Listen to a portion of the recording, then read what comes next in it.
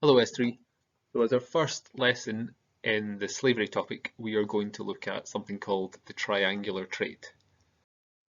So we're going to have a think about what slavery actually is and why the triangular trade was such an important part of slavery and the Atlantic slave trade. So today what we're going to look at is going to be able to say what is meant by slavery. We're going to understand why sugar was so important as part of the slave trade, and we're going to be able to describe the different parts of the triangular trade. Okay, so what actually is a slave? Well, a slave is slavery itself is something that has existed for thousands of years. You can look at the ancient Greeks and the ancient Romans and the ancient Egyptians, and they've all kept slaves for a very, very long time. Something that has existed for almost as long as recorded history has. But basically, a slave is someone who is the legal property of someone else. Basically, they belong not to themselves, but to another person. And this means that they are forced to work and they're not paid for their work. And because they are not paid, they're not considered important, and so slaves are kept in very, very unpleasant conditions, and their treatment is obviously exceptionally inhumane and unpleasant. And this can take many forms, from horrific punishments to terrible living conditions.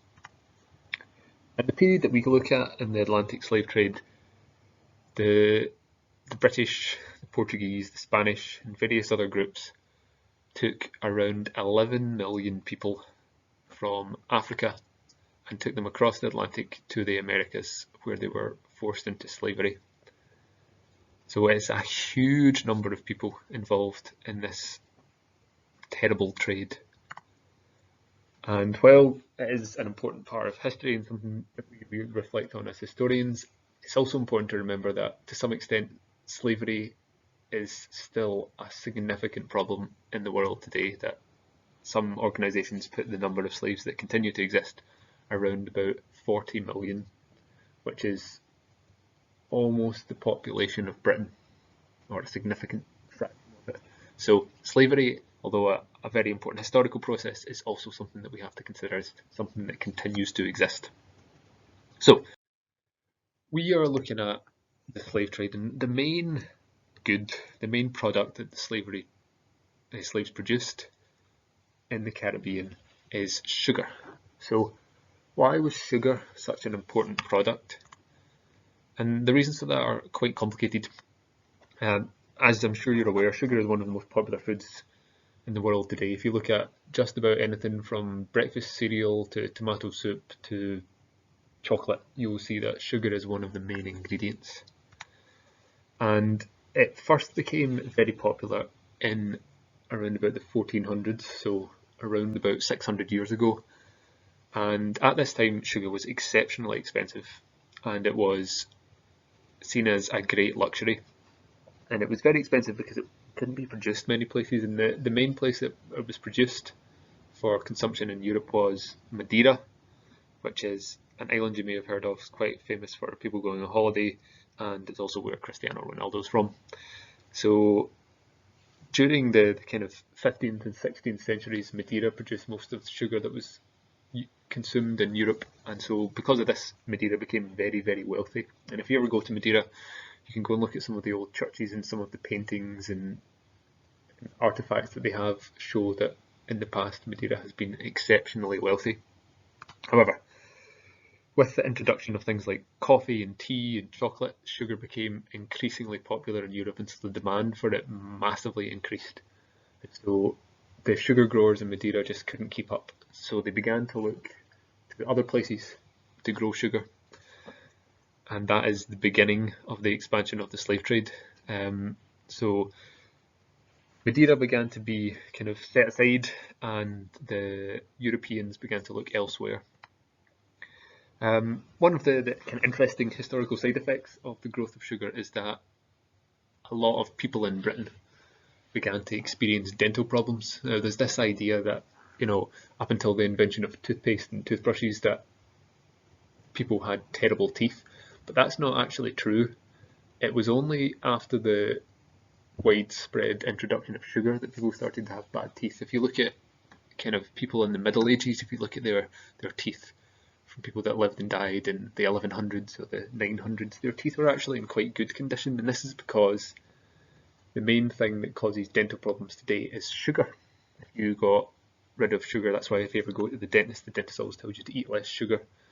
So the big problem that Europeans and most people in the world have with their teeth came with the widespread introduction of sugar. And if you look at some of the paintings from the kind of period that we're talking about, you'll see that a lot of people are painted with their mouth closed, and that's because their teeth have all rotted because they've eaten so much sugar. This is particularly true of famous English Queen Elizabeth I. She's always painted kind of with her mouth tightly closed, and that was because she famously had yellowed and rotted teeth. So sugar, fantastic good, makes a lot of people very happy, but also does a huge amount of damage to your teeth. So positives and negatives when it comes to sugar.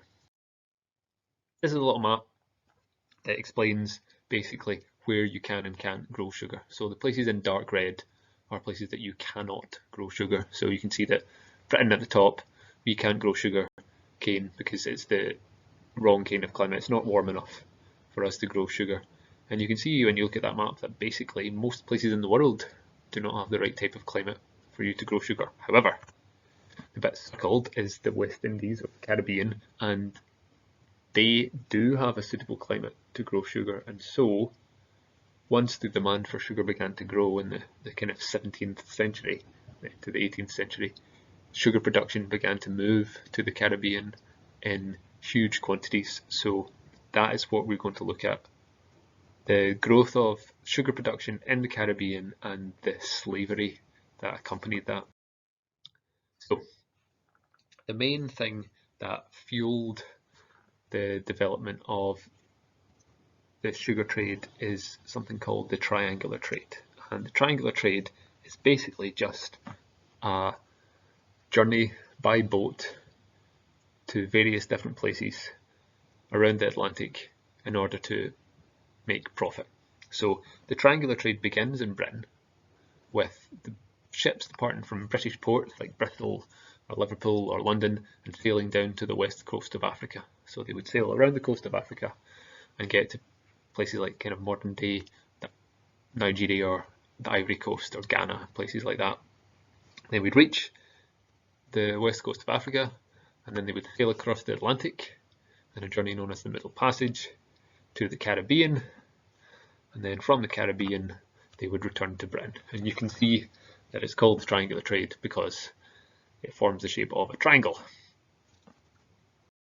So the triangular trade is obviously about trade. So when the ships sailed to the three different points of their triangle, they were taking goods and exchanging goods when they got there. So when they departed Britain, the ships would be made up, cargo would be made up of things like guns, or pots and pans, or fabrics, or glassware, or alcohol, what we generally call manufactured goods. Things could be made in the factories and workshops of Britain, and they were taken down to the coast of Africa where they were exchanged for slaves.